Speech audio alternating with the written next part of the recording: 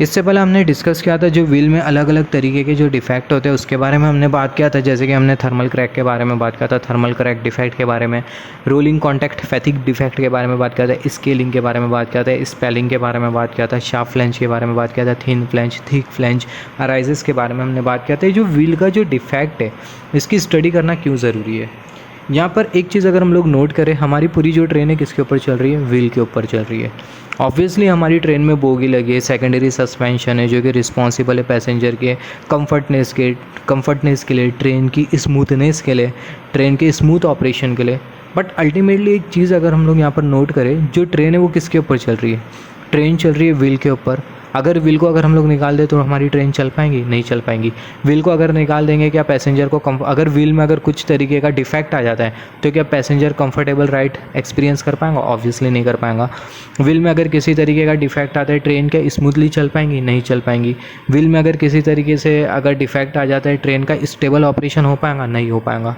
तो यही रीज़न की वजह से मोस्ट इंपॉर्टेंट फैक्टर अगर हम लोग देखें पैसेंजर की कंफर्ट, क्योंकि हम लोग ट्रेन सर्विस क्यों प्रोवाइड कर रहे हैं, क्योंकि पैसेंजर को कंफर्टेबल राइड प्रोवाइड कर सके, राइट। तो पैसेंजर को कंफर्टेबल राइड मिल सके, और दूसरा ट्रेन का स्टेबल ऑपरेशन हो सके, और ट्रेन को हम लोग डिरेलमेंट से प्रिवेंट कर सकें। ये 3 मोस्ट इंपॉर्टेंट रीज़न होते हैं जिसके लिए हम लोग व्हील डिफेक्ट की स्टडी करते हैं।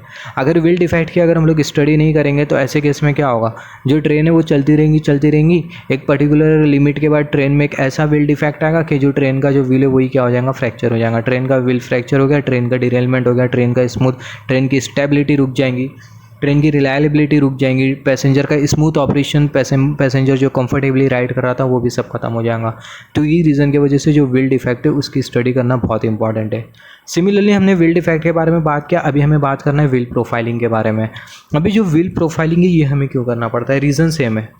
व्हील प्रोफाइलिंग इसलिए हमें करना पड़ता है, एक चीज़ अगर हम लोग नोट करें, हमारी जो ट्रेन है वो कंटिन्यूसली सर्विस में चल रही है। मान लेते हैं कि हमने ट्रेन को मैन्युफैक्चर किया और वो जो ट्रेन है उसको हमने सर्विस में दे दिया, और जो ट्रेन है वो सर्विस में चल रही है। ट्रेन एक दिन में मान लेते हैं 12 आवर्स चल रही है, राइट। ट्रेन कंटिन्यूसली चल रही है, व्हील के ऊपर ट्रेन चल रही है। ट्रेन के व्हील के ऊपर कुछ चेंजेस आएगा क्या, नहीं। ऑब्वियसली ट्रेन का जो व्हील है उस पर कुछ ना कुछ चेंजेस आएगा। ट्रेन का जो व्हील होता है वो राउंड होता है। कंटिन्यूसली ट्रेन चलेंगी तो ट्रेन का जो शेप होगा, ट्रेन का जो जो ट्रेन के जो व्हील का जो शेप होगा, ट्रेन के जो व्हील में जो फ्लैंज जो लगा है उसका जो शेप होगा, ट्रेन के व्हील में जो थ्रेड जो है उसका जो सरफेस होगा, इसमें कुछ ना कुछ चेंज तो आएगा। यही रीज़न की वजह से हम लोग करते हैं बेसिकली व्हील प्रोफाइलिंग, राइट। तो सिंपल वर्ड में हम लोग बोल सकते हैं जो व्हील प्रोफाइलिंग है, व्हील प्रोफाइलिंग इसलिए क्यों की जाती है, पैसेंजर की अगर हम लोग देखें, अगर सिंपल सिनेरियो में हम लोग देखें, टेक्निकली अगर हम लोग बात ना करें तो पैसेंजर को कंफर्टेबल राइड मिल सके, ट्रेन स्टेबल रह सके ट्रैक पे, और ट्रेन का ऑपरेशन स्मूथ हो, तो ये सारे रीज़न की वजह से व्हील प्रोफाइलिंग की जाती है। अगर मोस्ट टेक्निकल टर्म में देखें, व्हील प्रोफाइलिंग इसलिए की जाती है क्योंकि कुछ पैरामीटर्स होते हैं जो कि इवैल्यूएट करना बहुत इंपॉर्टेंट होता है। क्योंकि जब हम लोग व्हील प्रोफाइलिंग कर रहे होते हैं तो हम लोग ये सब सारी चीज़ों को देख रहे होते हैं, राइट। जैसे कि हम लोग देख रहे होते हैं ट्रेन का जो व्हील का जो डायमीटर है वो कितना है, ट्रेन का जो व्हील है उसमें राउंडनेस कितना है, ट्रेन का वॉबल कितना है। वॉबल मतलब यहाँ पर ये सारे के सारे व्हील के पैरामीटर है। व्हील पैरामीटर मतलब डायमीटर कितना है, राउंडनेस, ओवैलिटी कितनी है, फिर उसके बाद वॉबल, फिर उसके बाद फ्लैंज हाइट, फिर flange thickness, QR value, back to back. तो ये सारे पैरामीटर्स होते हैं जिसे इवैल्यूएट करने के लिए व्हील प्रोफाइलिंग की जाती है। तो अगर मोस्ट टेक्निकल टर्म में अगर हम लोग डिस्कस करें ट्रेन की व्हील प्रोफाइलिंग क्यों की जाती है, व्हील डिफेक्ट में तो हमने सिर्फ ये देखा था कि ट्रेन का जो व्हील है उसके फ्लैंज पर और व्हील के थ्रेड पर क्या मतलब डिफेक्ट आने लगता है, बस उसके बारे में हमने बात किया था। क्या हमने ट्रेन के व्हील के डायमीटर के बारे में बात किया था, नहीं बात किया था। क्या हमने व्हील के राउंडनेस के बारे में बात किया था, नहीं बात किया था, राइट। तो यही रीज़न की वजह से हम लोग करते हैं व्हील प्रोफाइलिंग। तो व्हील प्रोफाइलिंग इसलिए करते हैं क्योंकि हम लोग व्हील के कुछ पैरामीटर्स इवैल्यूएट कर रहे होते हैं, जैसे कि डायमीटर हो गया, राउंडनेस हो गया, वॉबल हो गया, फ्लैंज हाइट हो गया, फ्लैंज थिकनेस हो गया, QR वैल्यू हो गया, फिर उसके बाद बैक टू बैक हो गया, राइट। तो ये सारे पैरामीटर्स को इवैल्यूएट करने के लिए हम लोग व्हील प्रोफाइलिंग कर रहे होते हैं। अभी ये पैरामीटर्स को हमें क्यों इवैल्यूएट करना पड़ रहा है, क्योंकि पैसेंजर को कंफर्टेबल राइड देना है, ट्रेन का स्टेबल ऑपरेशन हमें चाहिए, ट्रेन का ऑपरेशन स्मूथ होना चाहिए, ट्रेन सर्विस में कुछ इंटरप्शन नहीं होना चाहिए, ट्रेन डिरेलमेंट नहीं होना चाहिए। तो ये रीज़न की वजह से सारे के सारे जो पैरामीटर्स होते हैं इसे हम लोग इवैल्यूएट कर रहे होते हैं during wheel profiling of train. अभी यहाँ पर ये जो ट्रेन की जो व्हील प्रोफाइलिंग होती है उसको हम लोग एक मशीन के थ्रू करते हैं। ये जो व्हील प्रोफाइलिंग है ये एक बहुत वास्ट टॉपिक है। तो जो व्हील प्रोफाइलिंग है ये जो व्हील प्रोफाइलिंग है इसको एक मशीन के थ्रू किया जाता है जिसे बोला जाता है कंप्यूटराइज्ड न्यूमेरिक कंट्रोल मशीन। वो मैकेनिकल मशीन होती है, जैसे कि जिसका फुल फॉर्म होता है UFPWL, मतलब जो मशीन का जो यूज़ करते हैं, जिस मशीन से व्हील प्रोफाइलिंग की जाती है वो जो मशीन का नाम होता है वो होता है UFPWL, under floor pit wheel lathe machine. Wheel lathe machine, lathe machine क्यों बोल रहे हैं, ये बहुत बड़ी मशीन होती है। कम से कम अगर हम लोग देखिए जो मशीन है कम से कम 4-5 घर को ऑक्यूपाई कर सकती है, इतनी बड़ी मशीन होती है। तो मैं पहला मशीन बता देता हूँ मशीन किस तरीके से दिखाई देती है। तो जो मशीन होती है हमें कुछ इस तरीके से दिखाई देती है, जो मशीन होती है हमें कुछ इस तरीके से दिखाई देती है, कुछ इस तरीके से मशीन दिखाई देती है, कुछ इस तरीके से मशीन दिखाई देती है, बहुत बड़ी मशीन होती है, राइट। और ये जो मशीन है इसका नाम होता है UFPWL। यहाँ पर ये P का मतलब होता है पिट। पिट इसलिए बोला गया है क्योंकि पूरी जो मशीन है इसे कहाँ पर इंस्टॉल किया गया है, ये पूरी मशीन को इंस्टॉल किया गया है गड्ढे में, एक पिट बना के मशीन को इंस्टॉल किया गया। और यही रीज़न की वजह से जो मशीन है इसे बोला जाता है under floor pit wheel lathe machine. Wheel तो हमें समझ में आ गया क्योंकि व्हील का हम लोग काम कर रहे हैं पूरी मशीन के थ्रू, राइट। अब यहाँ पर ये लेथ मशीन इसको हम लोग क्यों बोल रहे हैं, क्योंकि जो मशीन है एक तरीके से लेथ मशीन ही है। मैकेनिकल इंजीनियरिंग में हम लोग लेथ मशीन के बारे में पढ़ते हैं। लेथ मशीन मतलब longitudinal holding tool, longitudinal axis tool holding equipment machine. Basically होता क्या है ना, यहाँ पर ये जो मशीन हमें जो दिखाई दे रही है, यहाँ पर हमें ट्रेन का रेल दिखाई दे रहा है। तो ये रेल के ऊपर क्या होता है, पूरी तरीके से ट्रेन आती है और वो जो ट्रेन होती है, ट्रेन का जो पर्टिकुलर व्हील पर हमें व्हील प्रोफाइलिंग करनी होती है, वो जो पर्टिकुलर जो व्हील होता है वो यहाँ पर आके क्या हो जाता है, पूरे पार्ट में आके अलाइन हो जाता है। ये सारे पार्ट्स के बारे में लोग बात करेंगे। पूरी जगह पे आके क्या हो जाता है, अलाइन हो जाता है। और जब वो व्हील अलाइन हो जाता है तो ऐसे केस में होता क्या है, ये जो मशीन होती है वो व्हील की क्या कर रही होती है, प्रोफाइलिंग कर रही होती है, राइट। बहुत एक प्रोसेस होता है ये, मतलब ये जो मशीन जो हमने डिस्कस किया, ये एक प्रोसेस होता है, एक सीक्वेंस होता है, उस सीक्वेंस में काम करती है ये सारे पार्ट्स। सबसे पहले हमें जो मशीन है ये मशीन में सारे के सारे पार्ट्स के बारे में हमें डिस्कशन करना होगा, सारे पार्ट्स का क्या यूज़ होता है, क्या सिग्निफिकेंस होता है। फिर उसके बाद हम लोग डिस्कशन करेंगे कि किस तरीके से मतलब प्रोफाइलिंग होती है, राइट। तो सबसे पहले अगर हम लोग देखें, हम लोग सबसे पहले बात कर लेते हैं व्हील के बारे में, ट्रेन के व्हील के बारे में। तो ट्रेन का जो व्हील होता है हमें कुछ इस तरीके से दिखाई देता है, ये हमने कंसिडर किया, ये है ट्रेन का व्हील। ट्रेन का जो व्हील होता है ये हमें कुछ इस तरीके से दिखाई देता है, राइट।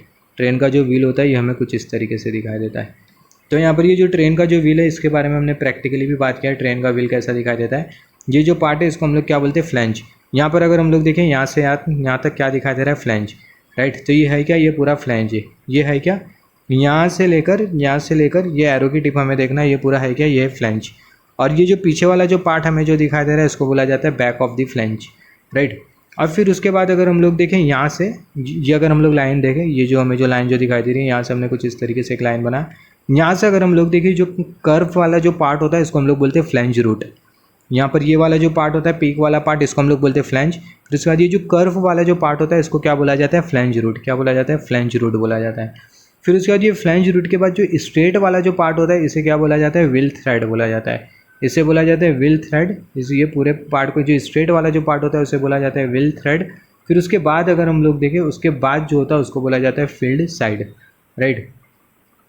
उसे बोला जाता है फील्ड साइड। तो इतना हमें समझ में आ गया। हमें मोस्ट इंपॉर्टेंट क्या समझना है, फ्लैंज क्या होता है, ये फ्लैंज होता है। फिर उसके बाद ये जो कर्व होता है इसे बोला जाता है फ्लैंज रूट।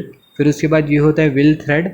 व्हील थ्रेड के लास्ट में क्या होता है, बेसिकली फील्ड साइड होता है जिसको व्हील हॉलोनेस भी बोलते हैं। फील्ड साइड होता है व्हील थ्रेड के बाद। तो ये हमने व्हील के बारे में डिस्कशन किया।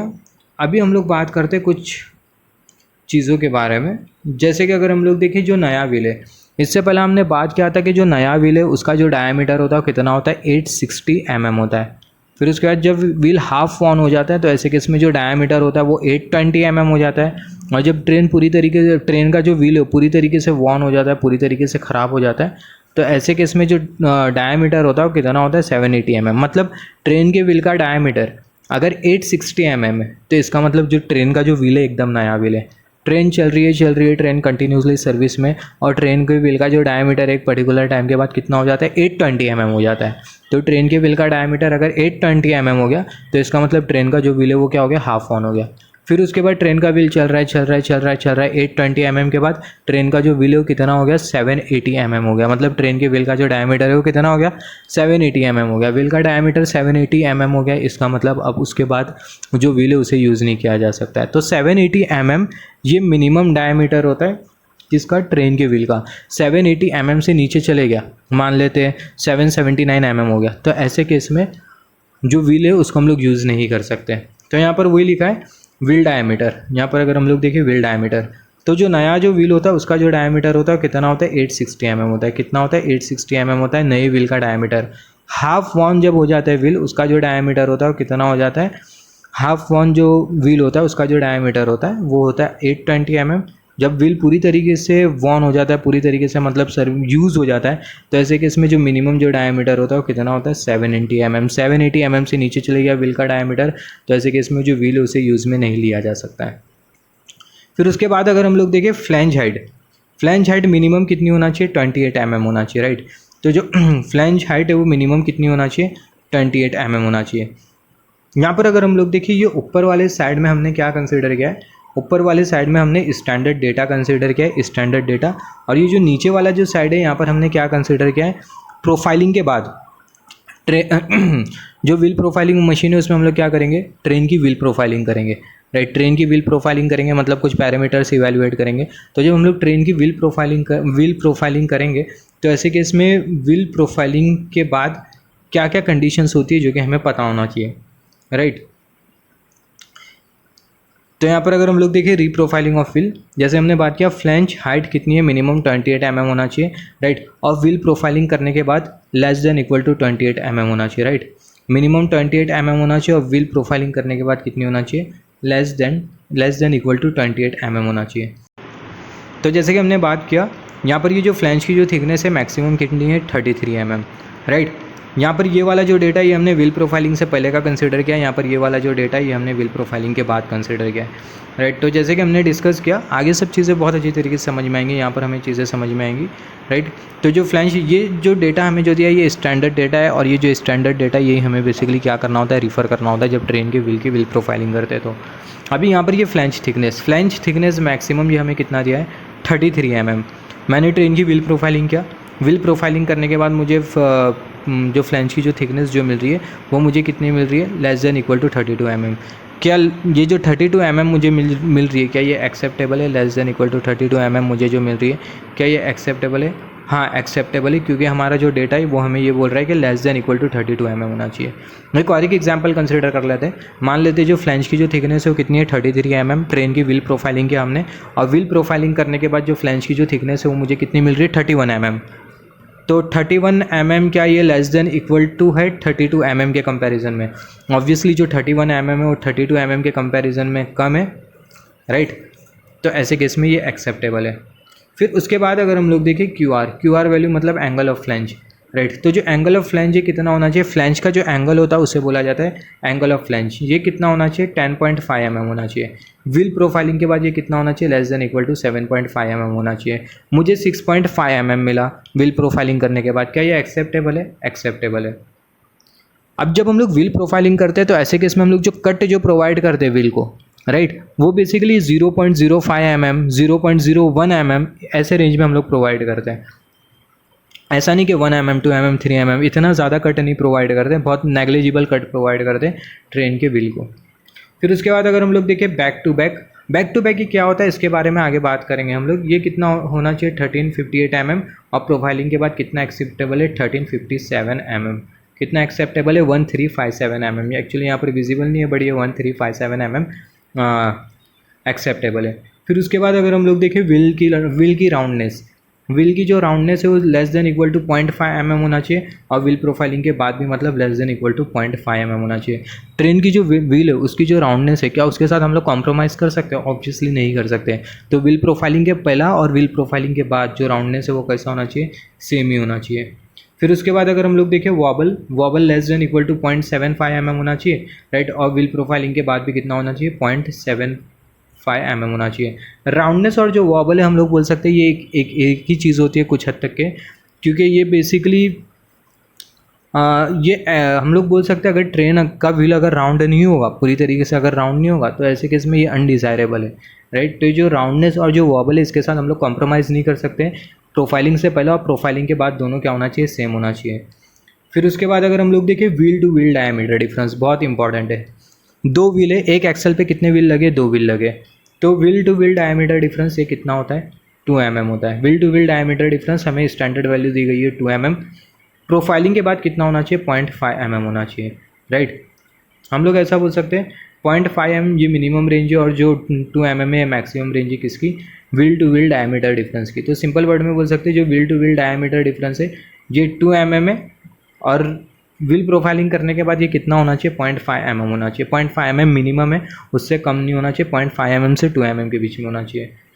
फिर उसके बाद अगर हम लोग देखें axle to axle diameter difference in same bogie, ये कितना होता है, ये 4 mm होता है। और व्हील प्रोफाइलिंग के बाद कितना वेरिएशन एक्सेप्टेबल है 1 mm का। ये 3 डेटा से हम लोग क्या समझते हैं, ये 3 ही बहुत मोस्ट इंपॉर्टेंट डेटा होते हैं जो हम लोग कंसिडर कर रहे होते हैं व्हील प्रोफाइलिंग के टाइम। तो wheel to wheel diameter difference ये कितना होता है, कितना है 2 mm। Wheel to wheel diameter difference ये स्टैंडर्ड वैल्यू के अकॉर्डिंग कितना होना चाहिए, 2 mm। व्हील प्रोफाइलिंग क्या, व्हील प्रोफाइलिंग में 0.5 mm का जो वेरिएशन है ये एक्सेप्टेबल है, राइट। मतलब 0.5 mm अगर मतलब ऊपर ज़्यादा हो जाता है तो ऐसे केस में ये एक्सेप्टेबल है, राइट। फिर उसके बाद अगर हम लोग देखें axle to axle diameter difference in same bogie, right. Same bogie में अगर हम लोग देखें axle to axle diameter difference ये 4 mm होता है। व्हील प्रोफाइलिंग के बाद कितना होना चाहिए, 1 mm होना चाहिए। जैसे कि एक एग्जाम्पल अगर हम लोग कंसिडर करें, जैसे कि अगर हम लोग एक एग्जाम्पल कंसिडर करें, यहाँ पर हमने ट्रेन का एक्सल 1 कंसिडर किया है, यहाँ पर ये एक्सल 1 कंसिडर किया और यहाँ पर ये एक्सल 2 कंसिडर किया है। यहाँ पर हमें क्या बोला गया है, यहाँ पर जो axle to axle diameter difference है कितना होना चाहिए, 1 mm होना चाहिए, राइट। तो यहाँ पर अगर हम लोग देखें, यहाँ पर ये हमने कंसिडर किया, ये है पहला वाला एक्सल नंबर 1, और यहाँ पर ये हमने कंसिडर किया एक्सल नंबर 2। यहाँ पर ये प्री मशीनिंग मतलब प्रोफाइलिंग से पहले की ये वैल्यू है, और ये वाली जो वैल्यू है प्रोफाइलिंग के बाद की है, राइट। फिर उसके बाद अगेन यहाँ पर ये प्री मशीनिंग मतलब प्रोफाइलिंग से पहले की वैल्यू है, और यहाँ पर ये प्रोफाइलिंग के बाद की वैल्यू है, मतलब प्रोफाइलिंग करने के बाद की वैल्यू है ये। तो यहाँ पर अगर हम लोग देखें, कंसिडर कर लेते हैं प्रोफाइलिंग करने के बाद की वैल्यू, प्रोफाइलिंग करने के बाद की वैल्यू हम लोग कंसिडर कर लेते हैं। प्रोफाइलिंग करने की बाद की वैल्यू, ये वाली वैल्यू और ये वाली वैल्यू, राइट। तो यहाँ पर अगर हम लोग एक चीज़ अगर नोट डाउन करें, यहाँ पर हमें कितना मिल रहा है, एक्सल 1 में जो wheel to wheel diameter difference है वो कितना हमें मिल रहा है। एक्सल 1 में अगर हम लोग देखें, यहाँ पर ये एक्सल 1 में अगर हम लोग देखें 814, और यहाँ पर ये एक्सल 2 में अगर हम लोग देखें 813। तो यहाँ पर ये axle to axle diameter difference हमें कितना मिला, 1 mm मिला 13, और यहाँ पर ये 14। तो यहाँ पर अगर हम लोग देखें 1 mm, तो यहाँ से बहुत अच्छे क्लियर है, जो axle to axle diameter difference हमें जो मिला वो हमें कितना मिला, 1 mm मिला। कितना मिला, 1 mm मिला। तो ये बहुत इंपॉर्टेंट है। तो जैसे कि हमने बात किया, 1 सेकेंड रिपीटिंग दी सेम कॉन्सेप्ट, यहाँ पर हमें क्या बोल रहा है कि जो axle to axle diameter difference है सेम बोगी का है, 4 mm होना चाहिए, और प्रोफाइलिंग करने के बाद 1 mm का जो वेरिएशन है वो एक्सेप्टेबल है, राइट। सेम यहाँ पर भी wheel to wheel diameter difference है 2 mm होना चाहिए, और प्रोफाइलिंग करने के बाद 0.5 mm का जो डिफरेंस है वो एक्सेप्टेबल है, राइट। तो यहाँ पर अभी अगर हम लोग देखें, इतना हमें, ये बहुत इंपॉर्टेंट वैल्यू है, 3 जो डेटा है बहुत इंपॉर्टेंट है। That's the reason I am repeating the same thing again and again.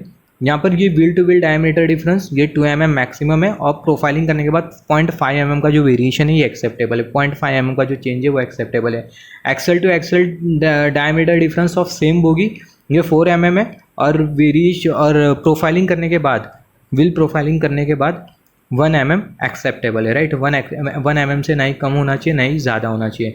तो यहाँ पर हमने वही बात किया, यहाँ पर ये एक्सल 1 का डेटा, एक्सल 2 का डेटा, और ये प्री मशीनिंग का डेटा, और यहाँ पर ये प्री मशीनिंग के यहाँ पर ये प्री मशीनिंग का डेटा मतलब प्रोफाइलिंग करने के पहले का डेटा एक्सल 1 का, और ये प्रोफाइलिंग करने के पहले का डेटा एक्सल 2 का।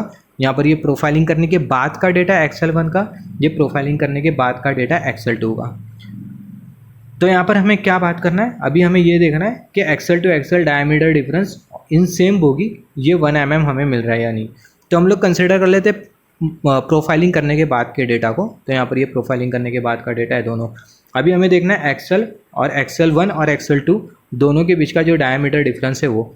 तो यहाँ पर अगर हम लोग देखें, पहला वाला जो पार्ट होता है वो हमें क्या शो करता है, डायमीटर शो करता है। तो यहाँ पर अगर हम लोग देखें एक्सल 1 में अगर हम लोग देखें, हमें कितना मिल रहा है, डायमीटर 814 मिल रहा है, और एक्सल 2 में हमें जो डायमीटर हमें जो मिल रहा है वो हमें कितना मिल रहा है, 813। यहाँ पर ये 814 और यहाँ पर ये हमें 813। तो यहाँ पर एक चीज़ अगर हम लोग नोट डाउन करें, जो डायमीटर का जो डिफरेंस है वो हमें कितना मिला, डायमीटर का जो डिफरेंस है वो हमें मिला 1 mm। सिमिलरली अगर हम लोग देखें wheel to wheel diameter difference देख लेते हैं, right. Wheel to wheel diameter difference देख लेते हैं, जस्ट होल्ड ऑन। यहाँ पर ये wheel to wheel diameter difference,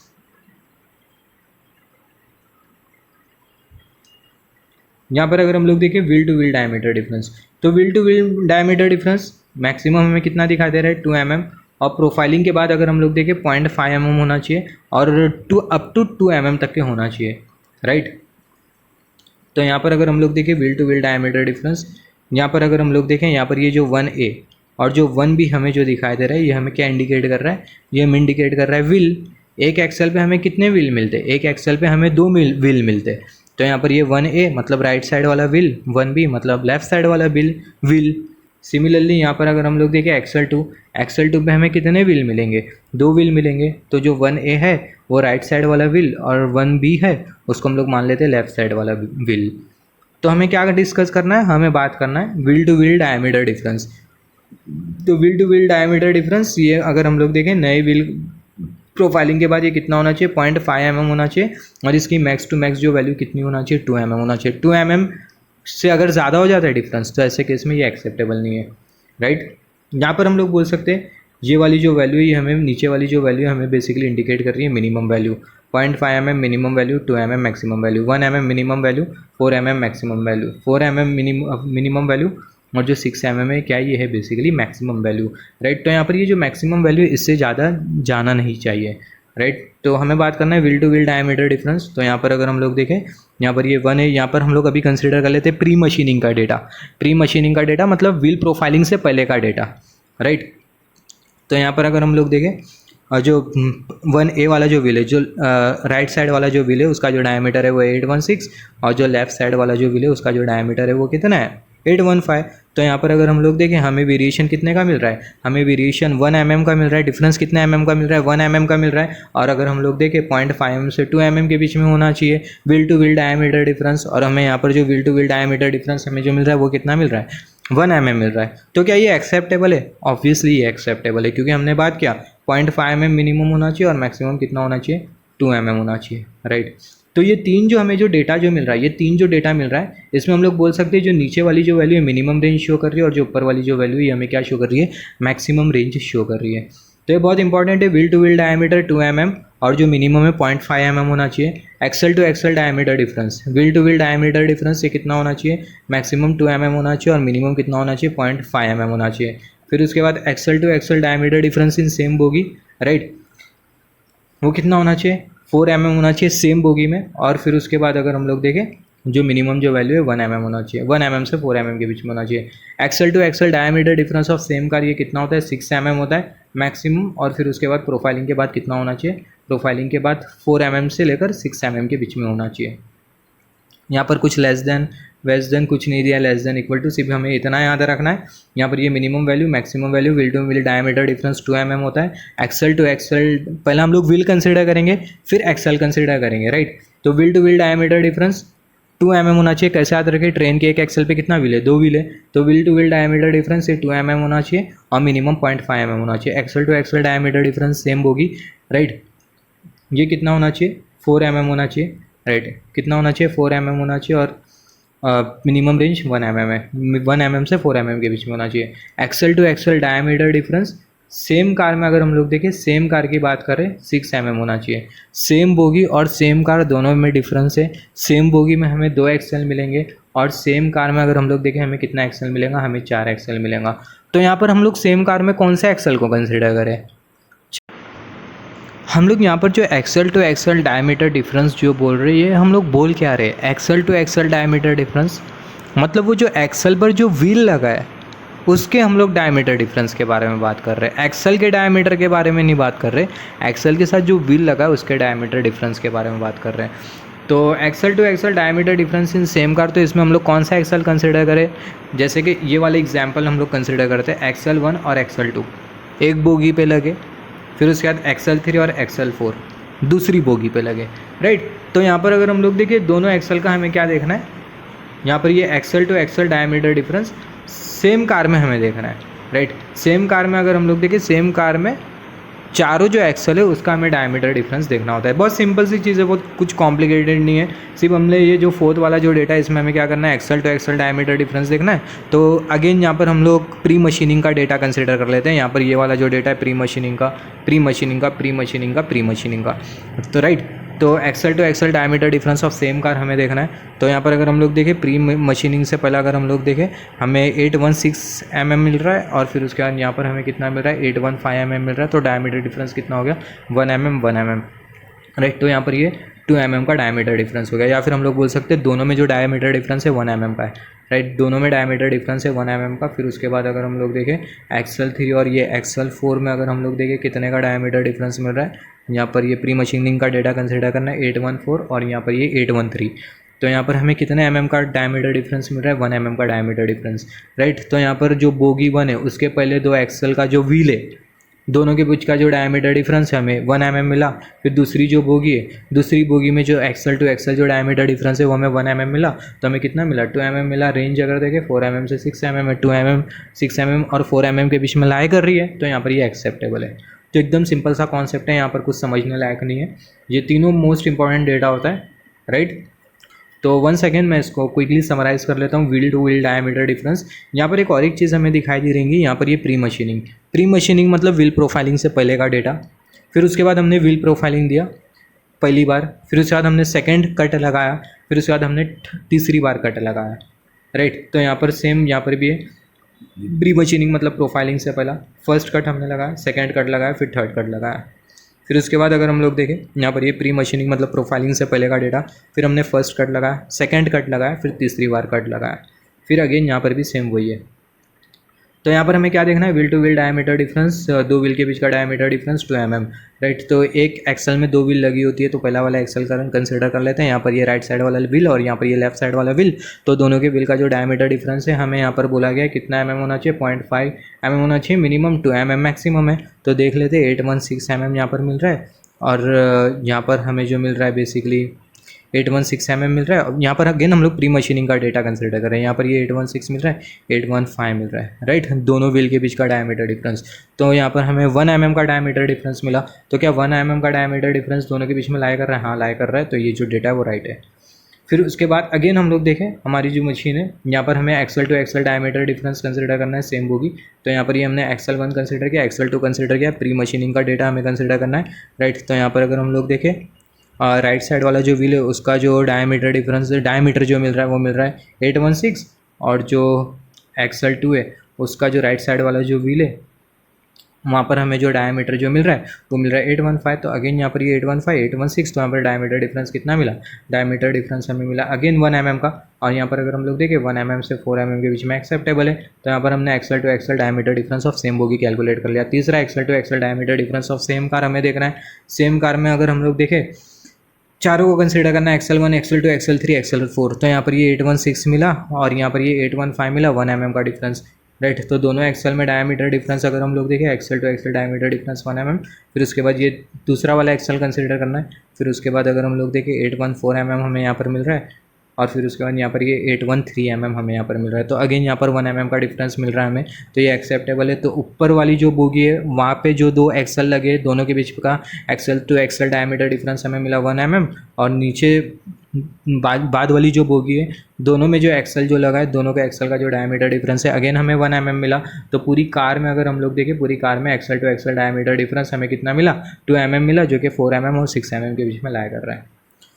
तो कुछ इस तरीके से ये डेटा हमें मिलता है। अभी यहाँ पर अगर हम लोग देखें एक चीज़ अगर हम लोग नोट डाउन करें, यहाँ पर ये हमें ये डेटा कहाँ से मिल रहा है, ये हमने कहाँ से निकाला, ये सारी चीज़ हमें मशीन करके दे रही है, राइट। यहाँ पर ये जो प्री मशीनिंग का जो डेटा हमें जो मिल रहा है, जो डायमीटर हमें जो मिल रहा है व्हील का जो राउंडनेस जो हमें जो मिल रहा है, फिर उसके बाद व्हील का जो वॉबल हमें जो मिल रहा है, फ्लैंज हाइट जो मिल रही है, flange thickness, QR value, back to back, ये हमें कौन का निकाल के दे रहा है, ये हमें व्हील प्रोफाइलिंग मशीन निकाल के दे रही है, जिसके बारे में हम लोग आगे बात करेंगे। अभी यहाँ पर अगर हम लोग देखें राउंडनेस ओएलिटी, जैसे कि हमने बात किया था जो राउंडनेस है वो कितना होना चाहिए, less than equal to 0.5 mm होना चाहिए। तो less than equal to 0.5 mm होना चाहिए। तो यहाँ पर हमें कितना मिल रहा है, यहाँ पर हमें 0.4 mm मिल रहा है, 0.41 mm मिल रहा है। क्या ये एक्सेप्टेबल है? हाँ ये एक्सेप्टेबल है, क्योंकि हमने बात किया है roundness less than equal to 0.5 mm होना चाहिए, बट यहाँ पर हमें कितना मिल रहा है 0.4 mm मिल रहा है, 0.5 mm से कम है, तो ये एक्सेप्टेबल है। फिर उसके बाद अगर हम लोग देखें वॉबल कितना होना चाहिए? Less than equal to 0.75 mm होना चाहिए, less than equal to 0.75 mm होना चाहिए, 0.75 mm से कम होना चाहिए। तो वॉबल हमें कितना मिल रहा है? 0.10 मिल रहा है। क्या ये एक्सेप्टेबल है? हाँ एक्सेप्टेबल है, राइट। तो अभी हम लोग थोड़ा मशीन के बारे में बात कर लेते हैं। जो मशीन होती है वो CNC मशीन होती है, कंप्यूटराइज न्यूमेरिक कंट्रोल मशीन होती है, राइट। तो जो मशीन होती है दिखने में कुछ इस तरीके से होती है, तो मैं बता देता हूँ मशीन कुछ इस तरीके से होती है, कुछ इस तरीके से हमारी मशीन होती है। और यहाँ पर अगर हम लोग देखें, यहाँ पर कुछ इस तरीके से कंप्यूटर सिस्टम होता है, और ये कंप्यूटर सिस्टम के थ्रू हम लोग जो मशीन होती है उसको हम लोग कमांड देते हैं, राइट। अब ये मशीन का जो लोडिंग सीक्वेंस अनलोडिंग सीक्वेंस है हमें पता होना चाहिए, जिसके बारे में बात करेंगे। तो ये जो हमें जो हमने जो कंप्यूटराइज जो सिस्टम हमने जो कंसिडर किया, उसमें हमें जो इंटरफेस जो दिखाई देता है वो हमें कुछ इस तरीके से दिखाई देता है, राइट। प्रोफाइलिंग से पहले का, जैसे हमने बात किया था, प्रोफाइलिंग से पहले का जो इंटरफेस होता है मशीन में हमें कुछ इस तरीके से दिखाई देता है। मतलब यहाँ पर अगर हम लोग देखें प्रोफाइलिंग से प्री मशीनिंग का जो डेटा है, मतलब व्हील प्रोफाइलिंग से पहले का जो डेटा है, और जो व्हील प्रोफाइलिंग के बाद का जो डेटा हमें जो मिल रहा है वो हमें कुछ इस तरीके से दिखाई देता है, कुछ इस तरीके से दिखाई देता है, राइट। तो यहाँ पर अगर हम लोग देखें, जो पहला वाला जो होता है, पहला वाला जो डेटा होता है वो हमें क्या इंडिकेट करता है? डायमीटर इंडिकेट करता है, राइट। तो जो लेफ्ट साइड का जो व्हील है उसका जो डायमीटर है वो कुछ इतना है, और राइट का कुछ इतना है व्हील का डायमीटर। और जो सेकंड वाला जो डेटा होता है ये हमें क्या इंडिकेट करता है? रन आउट इंडिकेट करता है। तीसरा वाला जो डेटा ये हमें क्या इंडिकेट करता है? वेब इंडिकेट करता है, राइट। फिर उसके बाद फोर्थ वाला जो डेटा ये हमें क्या इंडिकेट करता है? फ्लैंज हाइट इंडिकेट करता है, जो लेफ्ट वाले व्हील का डेटा है और ये राइट वाले व्हील का डेटा है, तो फ्लैंज हाइट, राइट। फिर उसके बाद ये वाला जो डेटा है ये हमें इंडिकेट करता है फ्लैंज थिकनेस। यहाँ पर अगर हम लोग देखें, इसी से ही हमें पता चल रहा है। जैसे कि अगर हम लोग देखें यहाँ पर ये जो हमें जो लाइंस जो दिखाई दे रही है, यहाँ पर ये एरो की हमें टिप देखना है, ये कुछ इस तरीके से हॉरिजॉन्टल लाइन, यहाँ पर ये जो वर्टिकल लाइन है इसी से ही हमें पता चल रहा है। यहाँ पर अगर हम लोग देखें जो वर्टिकल लाइन है कुछ इस तरीके से अलाइन है, तो इसका मतलब ये हमें क्या शो कर रही है? हमें शो कर रही है फ्लैंज का थिकनेस, राइट। अब यहाँ पर अगर हम लोग देखें ये लाइन कुछ इस तरीके से अलाइन है, तो हमें क्या शो कर रही है? हमें शो कर रही है फ्लैंज की हाइट, राइट। फिर उसके बाद अगर हम लोग देखें जो QR होता है, जैसे कि हमने बात किया था, जिसको हम लोग बोल रहे थे एंगल ऑफ फ्लैंज, राइट। तो जो QR होता है ये वाला एंगल होता है, ये वाला जो एंगल होता है जिसको हम लोग रूट बोल रहे थे ना, उसको बोला जाता है QR, जिसे बोला जाता है एंगल ऑफ फ्लैंज। मतलब यहाँ पर अगर हम लोग देखें इससे बोला जाता है, यहाँ पर अगर हम लोग देखें ये जो होता है इसे बोला जाता है एंगल ऑफ फ्लैंज, जिसको हम लोग फ्लैंज रूट बोल रहे थे, रूट ऑफ द फ्लैंज, इसको बोला जाता है एंगल ऑफ फ्लैंज रूट। यहाँ पर अगर हम लोग देखें ये फ्लैंज रूट, जिसे बोला जाता है angle of flange, right. Angle of flange भी बोला जाता है, फिर उसके बाद उसे QR भी बोला जाता है, राइट। तो यहाँ पर अगर हम लोग देखें, जस्ट होल्ड ऑन, कहाँ चला गया वो डेटा? तो जैसे कि हमने बात किया, यहाँ पर ये जो QR है ये हमें यहाँ पर कुछ इस तरीके से दिखाई देता है, राइट, एंगल ऑफ फ्लैंज। अभी तो जैसे हमने बात किया QR के बारे में, इसे ही बोला जाता है QR angle of flange. Angle of flange जैसे कि हमने बात किया था, इसकी कुछ वैल्यू होती है, इसका मतलब कुछ रेंज होती है। जो एंगल ऑफ फ्लैंज है, जैसे कि हमने बात किया, ये कितना होना चाहिए? QR एंगल ऑफ फ्लैंज कितना होना चाहिए? 10.5 mm, और प्रोफाइलिंग के बाद ये कितना होना चाहिए? Less than equal to 7.5 mm होना चाहिए। अभी यहाँ पर अगर हम लोग देखें, ये सब बेसिकली स्टैंडर्ड डेटा है, ये डिपेंड करता है कोई जो मतलब जो रेलवे ऑर्गेनाइजेशन होती है वो ये जो डेटा हमें जो दिखाई दे रहा है 7.5 mm, इससे ज़्यादा भी कंसिडर कर लेती है, इससे कम भी कंसिडर कर लेती है, डिपेंड करता है ऑर्गेनाइजेशन के ऊपर। बट ये जो हमने जो कंसिडर किया ये स्टैंडर्ड है। बट ये तीन जो हमने जो कंसिडर किया ना, तीन पैरामीटर मोस्ट इंपॉर्टेंट है, इससे आगे पीछे होना ही नहीं चाहिए। इससे अगर आगे पीछे अगर होगा तो ऐसे केस में ये बहुत मतलब डेंजरस सिनेरियो क्रिएट कर सकता है। यहाँ पर अभी अगर हम लोग देखें, अब जैसे कि हमने बात किया, यहाँ पर ये QR होता है एंगल ऑफ QR, जैसे हमने बात किया। एक्टिव फेस लेंथ मतलब ये दोनों जो फ्लैंज है, दोनों व्हील की जो फ्लैंज है, दोनों के बीच का जो गैप है, उसी को बोला जाता है एक्टिव फेस लेंथ। फिर उसके बाद इनर फेस लेंथ, मतलब ये दोनों जो व्हील का जो इनर जो फेस होता है, इनर फेस के बीच की जो लेंथ होती है उसे बोला जाता है इनर फेस लेंथ। अभी यहाँ पर ये जो मशीन हमने जो कंसिडर किया है, under floor pit wheel lathe machine, ये जो मशीन है सारे जो पैरामीटर्स है उसे क्या करती है? ऑटोमेटिकली कैलकुलेट करती है। मतलब जो डायमीटर है उसे ऑटोमेटिकली कैलकुलेट करेंगी, जो रन आउट है उसे ऑटोमेटिकली कैलकुलेट करेंगी, जो वेब है उसे ऑटोमेटिकली कैलकुलेट करेंगी, फ्लैंज हाइट इसे ऑटोमेटिकली कैलकुलेट करेंगी, फ्लैंज थिकनेस इसे ऑटोमेटिकली कैलकुलेट करेंगी, जो QR है उसे ऑटोमेटिकली कैलकुलेट करेंगे, एक्टिव फेस लेंथ को, इनर फेस लेंथ को, इस सारी की सारी चीज़ों को ऑटोमेटिकली कैलकुलेट करेंगी। कैसे ऑटोमेटिकली कैलकुलेट करेंगी? जो ट्रेन है उसको हम लोग कहाँ पर लेके आएंगे? ये मशीन के ऊपर लेके आएंगे। ये जो पूरी की पूरी जो ट्रेन है उसको हम लोग कहाँ पर लेके आएंगे? ये मशीन के ऊपर लेके आएंगे। जब मशीन के ऊपर ट्रेन को लेके आएंगे तो जो ट्रेन होगी वो क्या होगी? मशीन के ऊपर लोड होगी। और लोडिंग के कुछ सीक्वेंस होते हैं। हम लोग सिंपल वर्ड में बोल सकते हैं जो ट्रेन है उसको हम लोग मशीन के ऊपर लेके आएंगे। जब ट्रेन मशीन के ऊपर आ जाएंगी तो ऐसे केस में क्या होगा? ये जो मशीन के कुछ जो पार्ट्स है वो ऑपरेट हो गए। ऑपरेट होने के बाद होगा क्या? ट्रेन का जो व्हील होगा पूरी तरीके से क्या हो जाएगा? लॉक हो जाएगा। और इसी को ही हम लोग बोलते हैं लोडिंग साइकिल, राइट। तो जब लोडिंग साइकिल हो जाती है तो उसके बाद ये जो व्हील होती है, ये जो मशीन होती है क्या करती है? ये सारे पैरामीटर्स को क्या कर रही होती है? इवैल्यूएट कर रही होती है। सारे पैरामीटर्स को क्या करती है? इवैल्यूएट करती है। तो हमारी मशीन ने सारे पैरामीटर्स को इवैल्यूएट कर लिया। इवैल्यूएट करने के बाद हमें कुछ इस तरीके से इंटरफेस शो कर दिया। तो ये वाला जो इंटरफेस है ये हमें क्या शो कर रहा है? प्री मशीनिंग का डेटा। मतलब ट्रेन जो मशीन है पूरा जो पैरामीटर्स है उसको इवैल्यूएट कर लिया और हमें कुछ इस तरीके से इंटरफेस बता दी। अभी यहाँ पर ये जो ऊपर वाला जो डेटा है इस पर हमें को फोकस करना है। यहाँ पर ये 813.25 813.44 ये है क्या? ये जो है ये basically wheel to wheel diameter difference है। अभी wheel to wheel diameter difference है और यहाँ पर ये जो हमें ऊपर जो 0.19 mm ये हमें क्या शो कर रहा है? ये 0.19 mm ये रिकमेंडेड कट है जो कि हमें मशीन बोल रही है कि तुम इतना कट अभी भी दे सकते हो। क्यों इतना कट है दे सकते हैं? जैसे कि हमने बात किया था wheel to wheel diameter difference 0.5 mm से 2 mm के बीच में होना चाहिए था। अब भी हमने बात किया था wheel to wheel diameter difference कितना होना चाहिए? 0.5 mm से 2 mm के बीच में होना चाहिए। और जो मशीन है वो हमें कितने mm का कट रिकमेंड कर रही है? हमें 0.19 mm का कट रिकमेंड कर रही है, राइट, जो कि 0.5 mm से 2 mm के बीच में लाया कर रहा है। अभी जो मशीन है हमें 0.19 mm का जो कट है वो रिकमेंड कर रही है। किस बिहाफ पे रिकमेंड कर रही है? दोनों व्हील का जो डायमीटर डिफरेंस है, दोनों व्हील के डायमीटर डिफरेंस को कैलकुलेट करने के बाद जो मशीन है वो हमें ये बोल रही है कि 0.19 mm का जो कट है वो दे सकते हैं व्हील पे।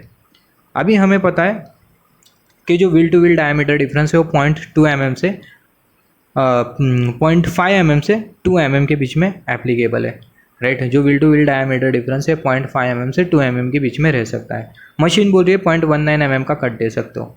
ये अभी हमारे ऊपर डिपेंड करता है कि 0.19 mm का कट दे या ना दे, या फिर 0.19 mm से कम का दे, या फिर 0.19 mm से थोड़ा सी ज़्यादा का दे, बट 2 mm से ज़्यादा नहीं होना चाहिए। तो ये हमारे ऊपर डिपेंड करता है।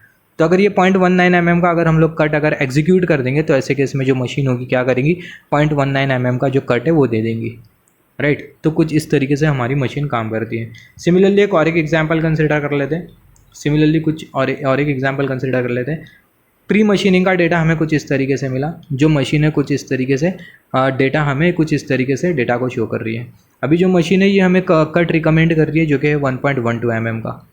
हमने जैसे कि बात किया था wheel to wheel diameter difference ये बेसिकली 0.5 mm से 2 mm के बीच में होना चाहिए। अभी जो मशीन है ये हमें बोल रही है 1.12 mm।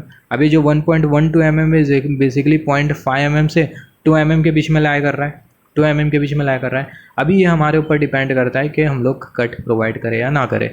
हम लोग चाहे तो 1.12 mm का कट दे भी सकते हैं या फिर नहीं भी दे सकते हैं। ये हमारे ऊपर डिपेंड करता है अकॉर्डिंग टू द रिक्वायरमेंट। तो कुछ इस तरीके से जो कटिंग होती है, जो व्हील में हम लोग जो प्रोफाइलिंग होती है, कुछ इस तरीके से हम लोग परफॉर्म करते हैं, राइट।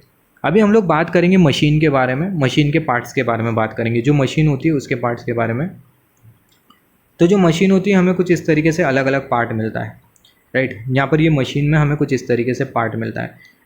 तो सबसे पहला अगर हम लोग देखें, सबसे पहला हम लोग स्टार्ट करते हैं।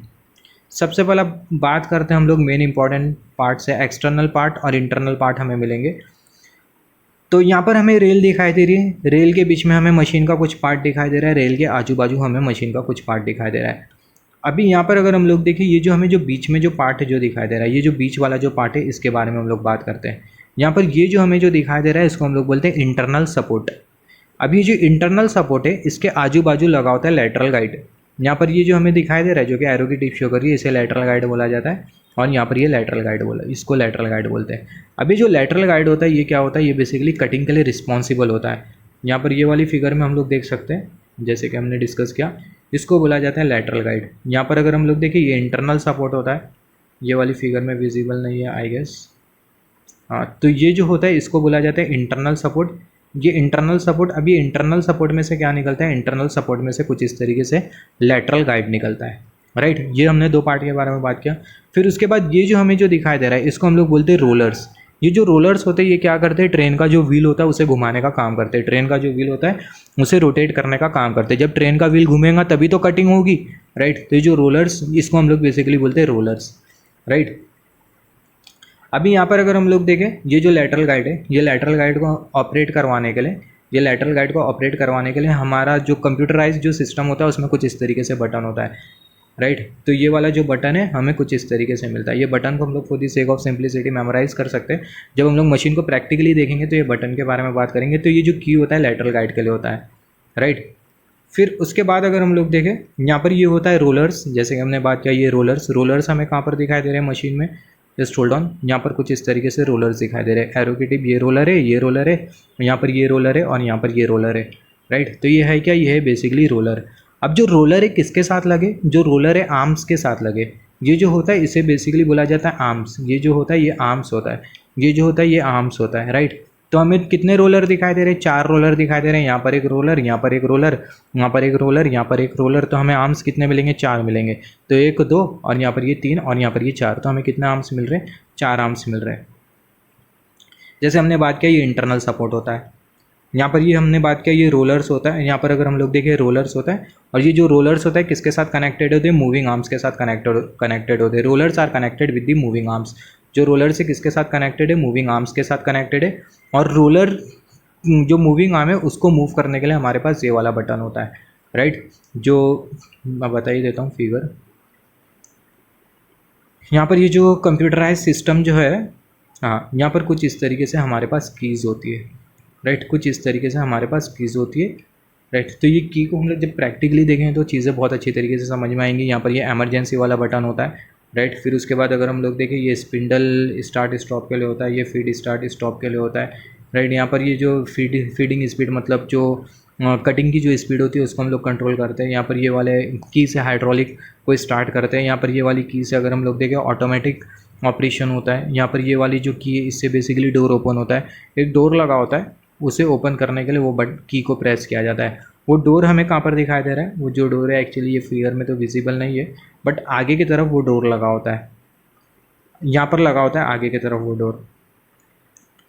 यहाँ पर जो दिखाई दे रहा है ये है डोर। ये बेसिकली डोर होता है, इसे हमें क्लोज करना होता है। क्योंकि जब व्हील प्रोफाइलिंग होती है तो ऐसे केस में चिप्स बनती है, और वो जो चिप्स होती है वो बहुत डेंजरस होती है। अगर वो चिप्स, अगर गरम चिप्स अगर आगे अगर बॉडी के अगर कांटेक्ट में आ जाता है तो बॉडी का पर्टिकुलर जो पार्ट होता है बर्न हो जाता है, राइट। आगे की तरफ डोर लगा होता है, राइट। तो अभी अगर हम लोग देखें, जैसे हमने बात किया यहाँ पर ये होता है हमारा इंटरनल गाइड होता है।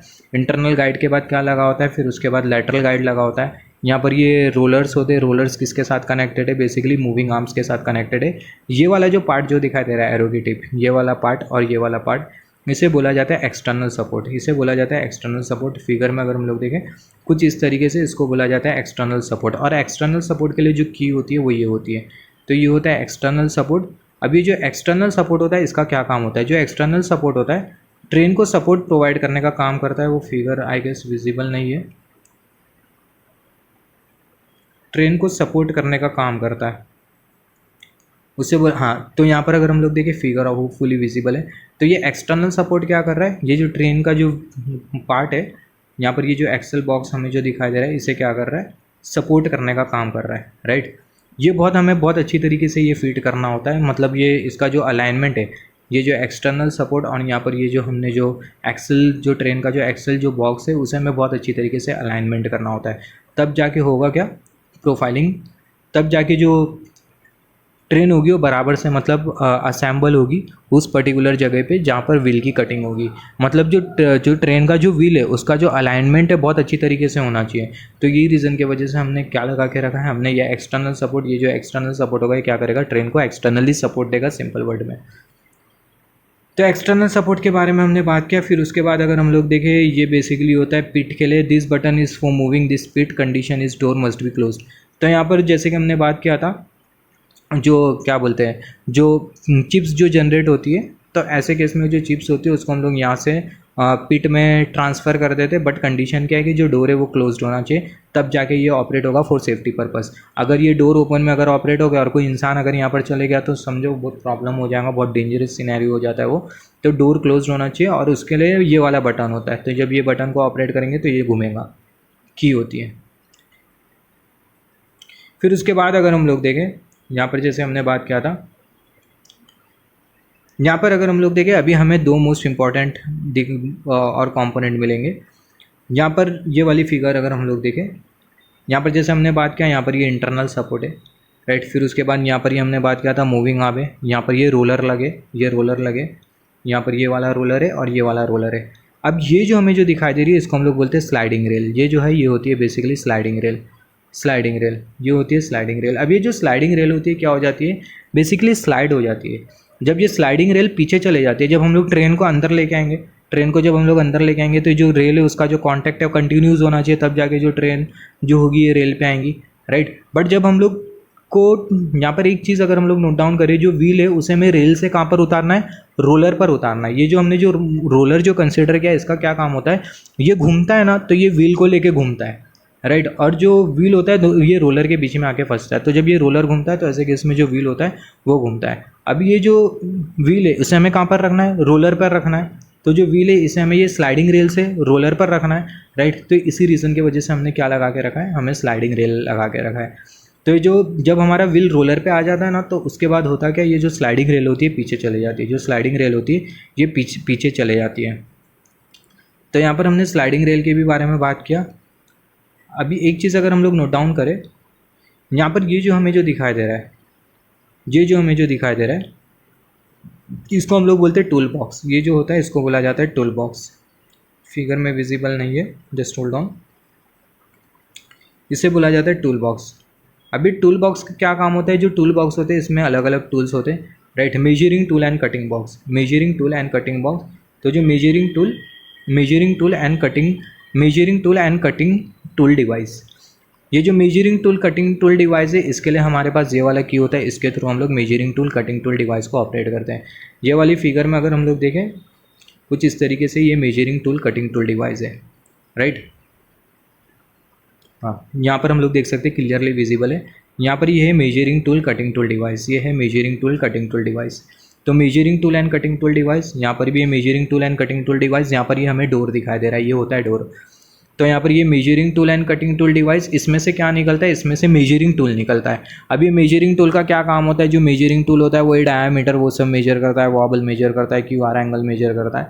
तो इसको बेसिकली बोला जाता है measuring tool and cutting tool device. अभी ये सारे के सारे हमने जो पार्ट्स के बारे में बात किया, जैसे कि स्लाइडिंग रेल हो गई, फिर उसके बाद इंटरनल सपोर्ट हो गया, एक्सटर्नल सपोर्ट हो गया, लैटरल गाइड हो गया, फिर उसके बाद measuring tool and cutting tool device, इसके बारे में हमने बात किया। ये जो मेजरिंग टूल और जो कटिंग टूल डिवाइस होता है इसमें से ही हमें क्या मिलता है, इसमें से ही हमें बेसिकली मिलता है कटिंग टूल। और वो जो कटिंग टूल होता है उसके वजह से होता क्या है, जो व्हील है उसमें कट लगता है, राइट। तो जो कटिंग टूल होता है कहाँ पर लगा होता है, measuring tool and cutting tool device में। अभी यहाँ पर ये जो मेजरिंग टूल एंड जो कटिंग टूल डिवाइस है उसमें हमें कुछ इस तरीके से दिखाई दे रहा है, इसके बारे में हम लोग थोड़ा बात कर लेते हैं। मेजरिंग टूल एंड जो कटिंग टूल डिवाइस है बेसिकली मूव हो रहा होता है, इसको मूव हमें करना होता है अलग अलग डायरेक्शन में। तो उसको अलग अलग डायरेक्शन में मूव करने के लिए हमें कुछ इस तरीके से दिया होता है इंडिकेशन। तो measuring tool and cutting tool device ये दोनों साइड पे लगे, लेफ्ट साइड में भी लगा और राइट साइड में भी लगा है, right. Left side right side दोनों तरफ लगा है, जस्ट होल्ड ऑन। हाँ, लेफ्ट साइड राइट साइड यहाँ पर हम लोग देख सकते हैं, लेफ्ट साइड में भी लगा है, राइट साइड में भी लगा है। अभी measuring tool and cutting tool device इसको अगर ऑपरेट करना हो तो उसके लिए हमारे पास ये वाला बटन है, ये वाला की होता है एक्स जेड, राइट। अभी यहाँ पर एक चीज़ अगर हम लोग नोट डाउन करें, यहाँ पर हमें लिखा है -Z, माइनस और Z को जब हम लोग प्रेस करेंगे, यहाँ पर अगर हम लोग देखें ये वाली फिगर, यहाँ पर ये Z हमें दिखाई दे रहा है और माइनस वाला बटन जब उसको हम लोग प्रेस करेंगे तो ऐसे केस में होगा क्या, ये जो मेजरिंग टूल है लेफ्ट हैंड साइड जाएगा, राइट, ये वाली एक्सिस में जाएगा। माइनस और एक्स को प्रेस करेंगे तो मेजरिंग टूल ऊपर की तरफ जाएगा, प्लस और जेड को प्रेस करेंगे तो यहाँ पर जाएगा राइट साइड की तरफ, प्लस और एक्स को हम लोग प्रेस करेंगे तो नीचे की तरफ जाएगा, राइट। सेम अगर हम लोग देखें सेम इंडिकेशन हमें लेफ्ट साइड राइट साइड दोनों मिलेगा। यहाँ पर अगर हम लोग देखें लेफ्ट साइड राइट साइड हमें क्या करना है, अगर हमें जिस भी डायरेक्शन में हमें मेजरिंग टूल और कटिंग टूल डिवाइस को मूव करवाना होता है मैन्युअली, ये पूरे जो डिवाइस हमने जो बात किया मशीन, ये जो हमने पूरे जो डिवाइस के बारे में जो बात किया, जैसे कि यहाँ पर हमने इंटरनल गाइड के बारे में बात किया, फिर उसके बाद लैटरल गाइड के बारे में बात किया, जैसे मेजरिंग टूल डिवाइस के बारे में बात किया, फिर उसके बाद हमने एक्सटर्नल सपोर्ट के बारे में बात किया, राइट। तो ये सारे के सारे अगर हम लोग देखें, ये सारे के सारे को हम लोग ऑटोमेटिकली भी ऑपरेट करवा सकते हैं, मैन्युअली भी ऑपरेट करवा सकते हैं। यही रीज़न की वजह से जो लोडिंग सीक्वेंस और जो अनलोडिंग सीक्वेंस है हमें बहुत अच्छी तरीके से पता होना चाहिए, तब जाके ऑटोमेटिकली और तब जाके जो मैन्युअली होगी उसको हम लोग मशीन को ऑपरेट करवा सकते हैं। मैन्युअली क्यों ऑपरेट करवाना है जब मशीन में ऑटोमेटिक सिस्टम है? तो मैन्युअली इसलिए ऑपरेट कराना होता है क्योंकि अगर मान लेते हैं कुछ अगर मेंटेनेंस करना होता है तो ऐसे कि इसमें जो मशीन है उसे हमें मैन्युअली चलाना होता है, राइट, मैन्युअली मूव करना होता है।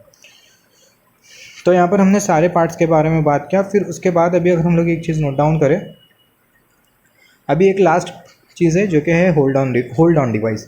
अभी जो होल्ड ऑन डिवाइस होता है क्या होता है? होल्ड ऑन डिवाइस क्या करता है? बेसिकली होल्ड करने का काम करता है। यहाँ पर अगेन यहाँ पर अगर हम लोग देखें -X अगर हम लोग दबाएंगे तो ऐसे केस में होगा कि मशीन ऊपर की तरफ जाएंगे। -X ये बेसिकली माइनस का एक बटन होता है और X का एक बटन होता है, जैसे कि हमने बात किया था ये वाली फिगर में। यहाँ पर ये X और फिर हमें दबाना है माइनस साइन।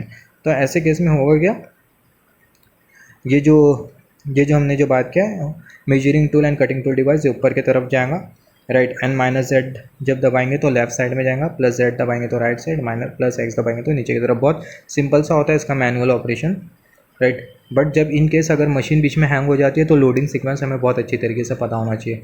अब लास्ट में हम लोग बात कर लेते हैं होल्ड ऑन डिवाइस के बारे में। होल्ड ऑन डिवाइस के बारे में, लैटरल गाइड के बारे में बात किया, इंटरनल सपोर्ट के बारे में बात किया। अभी बात कर लेते हैं होल्ड ऑन डिवाइस के बारे में। यहाँ पर ये वाला जो डिवाइस लगा होता है इसे बेसिकली बोला जाता है होल्ड ऑन डिवाइस। अभी जो होल्ड ऑन डिवाइस होता है क्या करता है? ये hold on device basically train को होल्ड करके रखता है। तो ये होल्ड ऑन डिवाइस भी मोस्ट इंपॉर्टेंट क्रूशियल पार्ट है। और जो एक्सटर्नल सपोर्ट है क्या करता है? ट्रेन को एक्सटर्नल सपोर्ट प्रोवाइड करता है। तो ये मशीन में इतना ही है। आगे हम लोग बात करेंगे लोडिंग सीक्वेंस के बारे में, किस तरीके से लोडिंग सीक्वेंस होता है, किस तरीके से ट्रेन लोड होती है।